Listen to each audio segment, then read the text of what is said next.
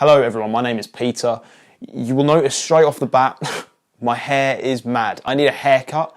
You know how lockdown is though. I'm just letting my hair grow out. I'm letting it do what it wants until the country opens up again. Anyway, let's get to the topic at hand. If you are a music nerd like myself, you've probably heard of MU. But for those of you who haven't heard of MU, it's essentially a board or a forum on the website 4chan where music nerds can go and discuss and talk about music. They usually talk about music that's a bit more alternative, a bit more left field, critically acclaimed, you know, the usual stuff that you'll come across when you first get into music, when you first start devoting a lot of time into exploring music and listening to new albums. Personally, I do think MU is pretty good at showing people a wide range of styles. They do have a bunch of different charts that show you the most essential albums in different genres. Of course, the site does have very significant biases and they favour certain styles and certain artists, and you'll probably see that over the course of this video. Today we're going to do a tier list of what is known as the MU Core, which I guess is like a group of albums that has been collectively decided are the best and the most essential. I really don't know what their process was and how they came to this conclusion that these were the albums. However, we have 24 albums that we are going to rank in a tier list format. You've seen the tier list. You've seen countless other people do the tier list. Yeah, it's a pretty popular format. But like I say, there's 24 albums for us to rank, and straight off rip, you will notice that there is a haven't heard section, because there are actually 2 albums on the list that I haven't heard yet. The first of which being Algitis Bjrk by Sugar Rose. If that's wrong, I'm very sorry. And there's also Trout Mask Replica by Captain Beefheart, which I still have not heard to this day. I have heard his contribution to Frank Zappa's Hot Rats, but I've still not got into Trout Mask Replica, and I know it's meant to be a crazy, a weird, a confounding album, so, you know, I'll get on that one soon. So that leaves us with 22 albums to rank, but before I jump into this, let me do the stereotypical YouTuber thing and say, please like the video if you enjoy it, and subscribe to the channel if you're new and you haven't subscribed yet, and without further ado, let's rank these 22 albums, starting with American Football's self-titled LP, the first one. This is a classic emo release. In fact, it might be the most celebrated and discussed album in the whole genre, and it's a genre I haven't really, you know, explored a whole lot since I listened to this. This is a pretty great album though. I think the instrumental style of this album is really what makes me return to it. Most of what's on here is just very dreamy, emo and indie rock songs.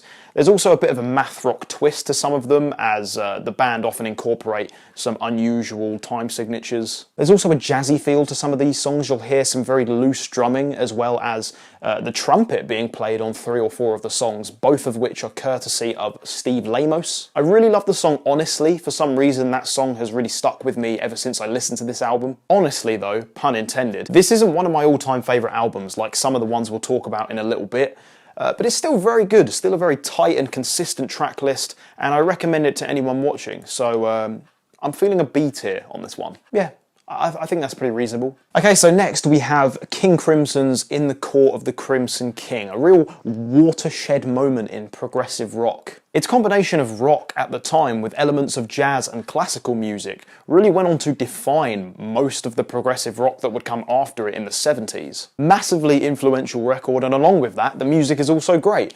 The only real problem I have with this album is the song Moonchild, which for the most part is this improvisational, avant-garde, ambient kind of experiment. I really like the opening portion of this song, and it's not terrible overall, but there's just so many spots on it where like nothing or close to nothing is happening, and it's just like, there's really not a whole lot to appreciate here. The rest of this album though, I mean, 21st Century Schizoid Man, one of the most monumental and recognisable opening tracks I've ever heard. And if you haven't heard it on this album, you'll have heard it sampled all over Kanye West's Power. I Talk to the Wind is a very beautiful song. Epitaph really stops me in my tracks every time I listen to it.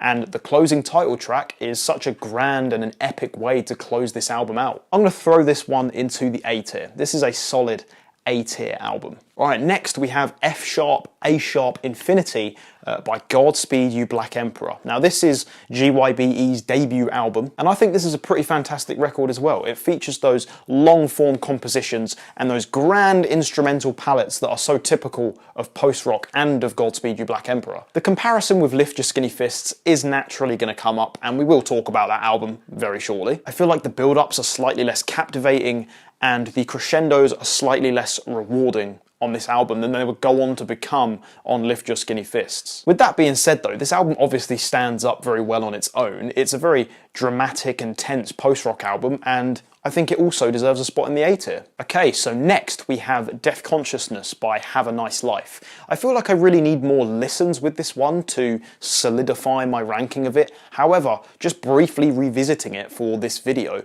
I remembered how dark and intense a lot of these songs are. Most of what's on here is comprised of post-punk, drone, ambient, industrial, so on and so forth. It's very depressing and very bleak, and it does feature a lot of stunning moments, but I don't really think I've connected with it like a lot of other people have. I still think it's a great and an essential listen, but I'm going to throw it into the B tier. Now, that's going to be quite controversial, I think. I know there's a lot of big fans of this album, people that love this album to bits, and if that's you, then go off in the comments. Next up, we have Homogenic by Bjrk. Between you and me, if I had to pick between Homogenic and Vespertine, I'm picking Homogenic. I hear loads of people say that they would take Vespertine over Homogenic, and I think both of them are brilliant, fantastic albums, but I don't know, I've always been more of a Homogenic guy, I think. Extravagant and amazing production. Bjrk is one of the best and most expressive vocalists of all time, and this album is just one of many reasons why. Unravel is breathtakingly beautiful. Bachelorette pairs those strings with the driving beat, and it's so dramatic and intense. Oh, hi everyone, it's Peter editing the video. At this point, my camera focus decides I'm done, and it stops focusing on me. So you're going to have to put up with the video looking like trash for a while. I'm very sorry. I'll try and prevent this from happening again, although it probably will happen again because my camera is shit. Alarm Call is such a hopeful and such an upbeat song, and then you got Pluto.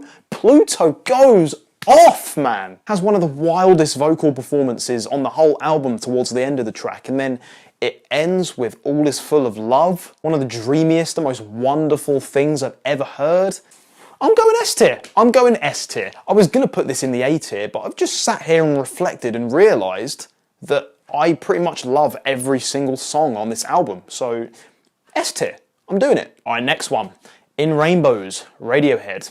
You know who they are. You know what this is. This is actually the first of 3 Radiohead albums that's going to appear on the list, as we're going to talk about Kid A and OK Computer very shortly. Radiohead is clearly one of those bands that MU holds in super high regard.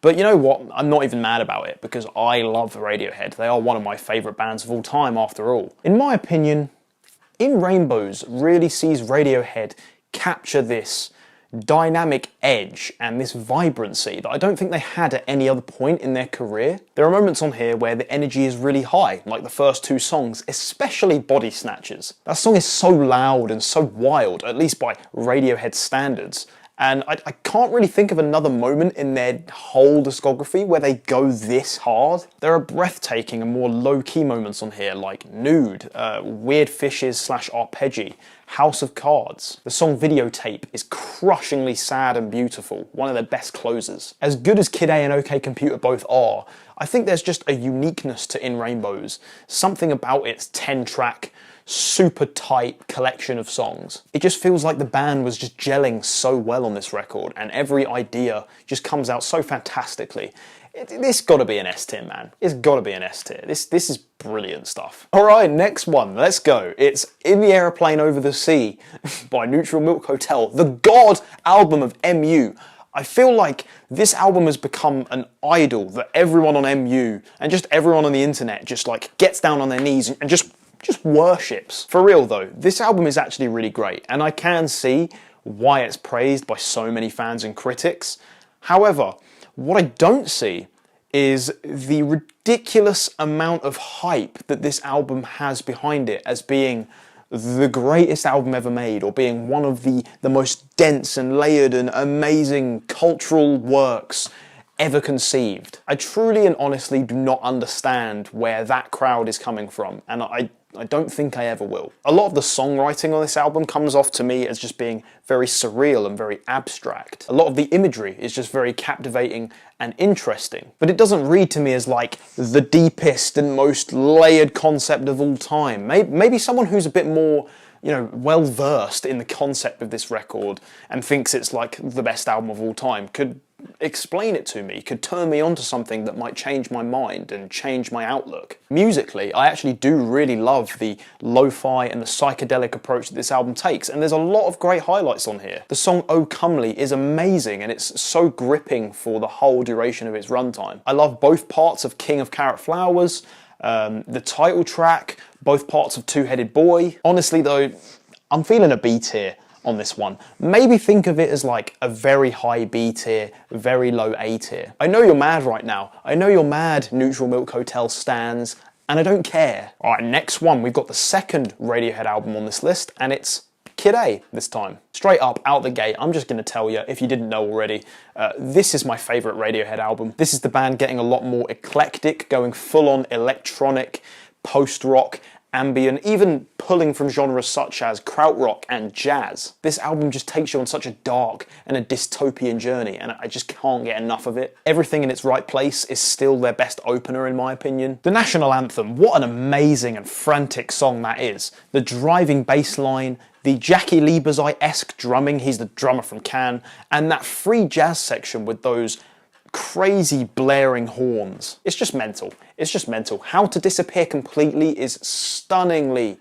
heart-achingly beautiful. You have Optimistic and Idiotech, both very tense and dark atmospheres, both have socially charged lyrics, touching on things like social hierarchy as well as environmentalism. And Motion Picture Soundtrack as the closer, S tier. S tier, fam. We don't even need to talk about this anymore. Let's move on. On to the next one. We have got Laughingstock by Talk Talk. Honestly, this is one of my all-time favourites as well. Just going to come straight out and say it. As of the recording of this video, I've only heard one Talk Talk album, and it's this. But I just love the religious and the spiritual kind of concept that this album has. It's so abstract, but also so tangible at the same time. It's weird. The opening track, Merman, is one of the most subtly beautiful songs I've ever heard. It's so light sonically, but it's so heavy emotionally. The following track, Ascension Day, is more chaotic with some of those harsh guitars at points of the song. After the Flood makes me feel like I'm entering the gates of heaven, or I'm entering this new world or this new universe and it's just filled with light. The song Taphead, kind of like Merman, has a very subtle, beautiful quality to it. Mark Hollis's vocal performances are so expressive here and so passionate. I love the incorporation of jazz into this very delicate post-rock sound. This is just top tier stuff, man. This is an S tier. It's an S tier. Okay, we got Lift Your Skinny Fists Like Antennas to Heaven by Godspeed You Black Emperor, an absolute post-rock classic. Again, back-to-back post-rock classics. I mentioned this before in my vinyl collection video, but when I first heard this album, it immediately became like my favourite album of all time. And again, I don't know if it still holds that title, but it's very much up there. It's right up there. The build-ups on this album are so gripping, and damn do they pay off when you finally hit a crescendo. I love the way the album cycles through these different musical movements, the virtuosic instrumentation, the fact that there's only 4 songs, but they're all 20 minutes in length roughly, and they all manage to be so exciting and thrilling throughout the whole runtime of this album, which adds up to 90 minutes. Something that I noticed not too long ago is that this album is actually shorter than Drake's Scorpion. Not to hate on Drake or anything, but that album in particular, this just puts it into perspective that it's way too long. When this album can get what it gets done in 90 minutes, Scorpion does not need to be 90 minutes long. We're kind of veering off here now, aren't we? Anyway, I'm not going to talk too much about this album anymore, because I want you to go and experience it for yourself, because it is amazing, it is really amazing, and if you're like me, when I first heard it, potentially could be life-changing as well. Yeah, and it goes without saying, it's S tier, it's S tier. Anyway, let's progress on to the next one. Loveless by My Bloody Valentine. Legendary shoegaze record from My Bloody Valentine. I remember listening to this about 2 or 3 years ago and I immediately fell in love with it. I listened to it almost non-stop for a while, but then it got taken off of streaming services, and because, you know, I'm a Gen Zer and streaming is the primary way I consume music, I didn't listen to it for a while. Even though it's still up on YouTube and it has been for a long time, I just, you know, didn't listen to it as frequently. But when I went back to the album to re-listen to it for this video, man, it really rekindled my love of this album. The soundscapes on here are so dreamy and hazy, but also so rich and textured. And of course, Kevin Shields' glide guitar technique is all over this album, and it's part of the reason why they're able to create the textures that are on this record. I love the way that Belinda Butcher's vocals just kind of fit right in with all the texture and the noise of these instrumentals. Also, just going to throw this out there, the opening track, Only Shallow, is actually one of my all-time favourite songs, so there you go. It's such a brilliant album. I'm feeling an A tier for this one. I think A tier is perfect. Alright, moving on, it's My Beautiful Dark Twisted Fantasy, Kanye West. You've heard it. You know it. If you've seen my Kanye West Worst to Best video, which will be in the description, or I'll put an information thing on this video if I can do that, then you'll know that I think that this is Kanye's best album. This is really one of those albums that turned me into a nerdy music listener about 4 years ago. But unlike a lot of the other albums I was listening to at the time, this one isn't like one of my absolute favourites anymore. I still love it though, and it's for sure one of the best hip-hop albums of the whole 2010s. Power is still one of Kanye's best songs in my opinion. The rock-influenced production, the King Crimson sample. Pair that with Kanye's lyrics on dealing with fame and being in a position of influence and of power, and that makes for one of Ye's most impactful songs of all time. His verses on the song Gorgeous are still some of the best he's ever dropped on any album to date. Monster and So Appalled, both great back-to-back posse cuts. I've said this before, I'm gonna say it again. I think Runaway is like a tad overrated in the grand scheme of things, but I do still love it. I still admire how grand and emotional and ambitious this was for Kanye at the time. Overall, I feel like this is his best produced album, and I feel like it's a fantastic amalgamation of all the sounds that he was working with up to the point of its release. And I'm going to throw it into the A tier. Very comfortably, it's a solid A tier. Next, we've got The Glow Part 2 by The Microphones. This is a pretty great one. It's super acclaimed in indie circles, and I kind of just need to get more into the music of The Microphones and of Phil Elverum in general. I love the lo-fi recording of this album. It really gives it like this fuzzy feel to it, and I think it just works really well in this kind of psychedelic folk context. There's a real variety and a mix of songs on here, some of which are very intimate, very quiet, and very subdued.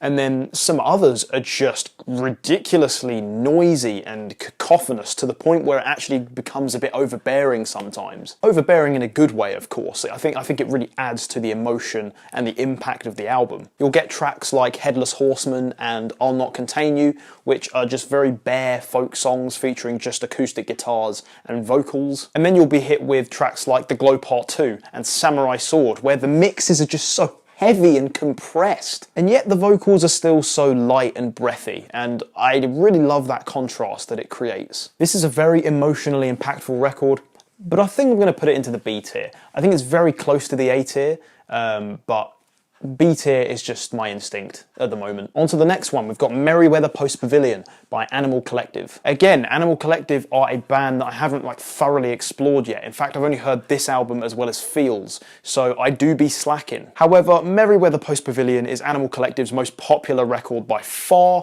The internet loves it, and I've heard it enough times now to say that I do think it's a bit overrated. Hear me out though, okay? I do really enjoy how the band balances experimentation and psychedelia with these really catchy song structures. And I also think that some of the lyrics on this album about parenthood and relationships are very thoughtful, very admirable.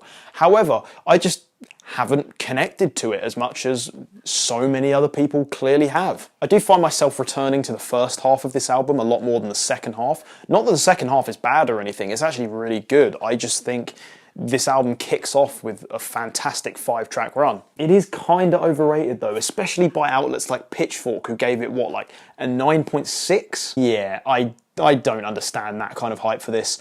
However, still a very good album, and I think it deserves a B tier. Alright, we're going to complete the MU trinity of Radiohead albums with OK Computer. This album is, in my opinion, Radiohead's first truly incredible masterpiece level body of work. We all know about Thom Yorke's songwriting on this album. He paints such a vivid picture of a society becoming increasingly more reliant on technology. He also touches on social and political unrest in an age of consumerism. The mix of art rock, electronica, alternative rock, and even elements of progressive rock on this album have given it this timeless sound. And it's been consistently hailed as one of the greatest albums ever made, and even though I don't necessarily agree with that assessment, I don't even think it's their best album, it is still deserving of that level of praise. It is a fantastic record. OK Computer does have a lot of Radiohead's best moments on it. I mean, the multi-layered Paranoid Android, the stunning exit music, Karma Police as well, one of the darkest yet one of the most catchy and memorable singles they ever dropped. The beautiful No Surprises, as well as the closing track, The Tourist, which is another song that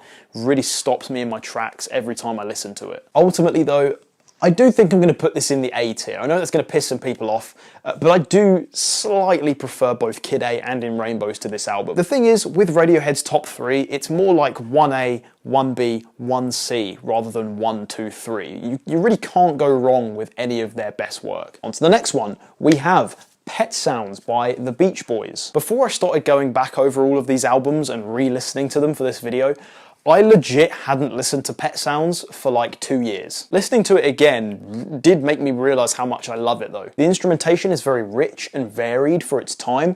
The atmosphere it creates is just very psychedelic and alluring. The strings on this album, man, they're so subtle, so amazing.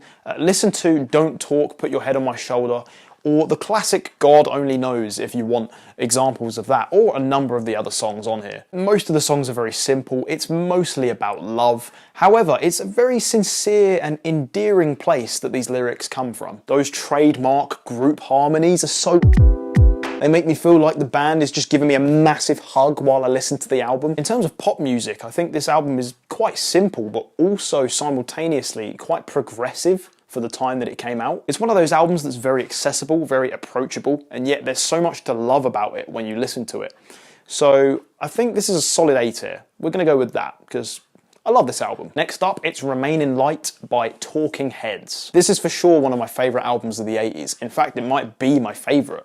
There's so many great songs on here. I mean, Born Under Punches, Cross-Eyed and Painless, these grooves are legendary, man. They're so good. There's such an eclectic mix of new wave, Afrobeat, funk, art rock, post-punk. You have very clear inspiration from Afrobeat pioneers like Fela Kuti, alongside the influence of a band like Joy Division. You'll hear the Joy Division influence very clearly on the closing track, The Overload. The story goes that when the band actually made this song, they had never heard a Joy Division song before, but they knew how the band was supposed to sound from what was written about them. So they kind of crafted this song based on like the descriptors of what they thought Joy Division would sound like. And I don't know how true that is, but if that is true, then they did a really good job of recreating that very anxious, tense, post-punk sound that Joy Division usually creates. David Byrne is at such a creative and artistic high point on this album. Just absolute classic, man. I'm feeling an A tier on this. I was going to put this in the S tier, but I decided to go with A tier. Okay, we have Soundtracks for the Blind by Swans up next. This album is a long one. A very long one. In fact, it's about 2.5 hours in length. Again, it's one of those records that I haven't listened to from front to back in quite a long time. But I remember the first time I heard it, I became super enamored with it. It's definitely an incredible journey and it contains so many mind-altering moments. That being said though, I've only heard 2 Swans albums up to this point, that being this one and To Be Kind. And I don't think that Soundtracks for the Blind had as visceral and as immediate of an impact on me as To Be Kind did. And if To Be Kind were on this list, I think it'd be getting an S tier placement. So I think based on that, I'm going to put this one in A tier. But when I do go back to this album and I experience it from front to back again, that very well could change. Next up, we've got Slowdive by Slowdive. I hope I'm saying it right. Like Loveless, this is a classic and a landmark record in shoegaze and dream pop. There's a lot of very hazy and pretty soundscapes on here, and there's some fantastic songs. We've got Machine Gun, Slowdive Space Station, When the Sun Hits, just to name a few. I don't really have much else to say about this one, to be honest. It's not one of my all-time favourites, but it is pretty great, and I do recommend it to anyone who's looking to get into shoegaze or dream pop. So let's throw this one solidly into the B tier. Okay, we've got Spiderland by Slint. This one is a landmark in post-rock, math rock, noise rock, just experimental rock styles in general. It's intense, it's uneasy, it's dissonant, and any other synonym of those words that you can think of. It's such an unsettling listen, and one that still perplexes and chills me to this day. A lot of this record is quite noisy and chaotic. However, one of the standout moments on here is actually the track Don Aman, which for the most part is very stripped back, contains just acoustic guitars as well as these hushed vocals from Britt Walford. And it details this story about this very awkward and socially isolated guy who just doesn't know how to act in social situations, and he kind of finds himself going crazy. There's other brilliant songs on here as well, like the fan favourite Good Morning Captain. I know so many people love that song, me included.